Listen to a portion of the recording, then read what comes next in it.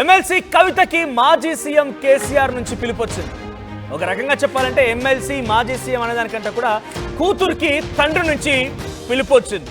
Erravalli farm house కి వెళ్తున్నారు ప్రస్తుతం కవిత. సో శనివారం అమెరికా వెళ్తున్నారు జాగృతి అధ్యక్షురాలు. అయితే 15 రోజుల పాటుగా అమెరికాలోనే కవిత పర్యటించబోతోంది.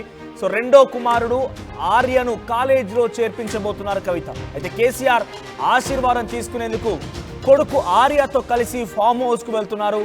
సో ఈ నేపథ్యంలోనే కొంత ఉత్కంఠ రేపుతోంది. మరి గతంలోనే కేసీఆర్ని ఆయన కాళేశ్వరం కమిషన్ విచారణ హాజరైనటువంటి క్రమంలో తన దగ్గరికి వెళ్ళినా కవిత డైరెక్ట్గా కేసీఆర్ ఫామ్ హౌస్కి వెళ్ళిపోయి కేసీఆర్ని కలిసేందుకు ప్రయత్నం చేసినా ఆయన పెద్దగా కలవడానికి ఇష్టపడలేదట, నిరాకరించారట.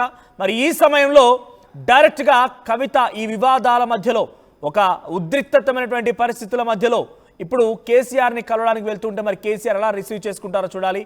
సో కేసీఆర్ దగ్గర కలిసి తన రెండో కుమారుడు ఆర్య అమెరికాకి వెళ్ళిపోయి అక్కడ చదువుకోబోతున్నాడు.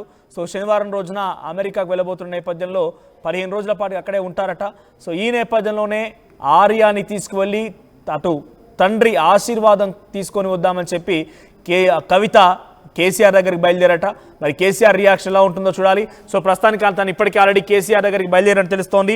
ఎగ్జాక్ట్గా 1 గంట సమయానికి కేసీఆర్ ఫామ్ హౌస్ చేరుకుంటారు. ఫామ్ హౌస్లో కేసీఆర్తో భేటీ అవుతారు. ఆ తర్వాత తెలంగాణ రాష్ట్ర రాజకీయ పరిణామాలపైన కూడా ఇద్దరు మధ్య చర్చ జరిగే అవకాశం ఉంది. అవసరమైతే కేసీఆర్ దగ్గర కవిత సారీ డాడీ మీరు తప్పు చేస్తున్నారు, బీసీల గురించి ఈ రకంగా మాట్లాడకపోవడం మీరు చేసే తప్పు, దళితుల గురించి మాట్లాడకపోవడం మీరు చేసే తప్పు, మీరెందుకు లేవనెత్తడం లేదంటూ కూడా క్వశ్చన్ చేసే అవకాశం ఉంది.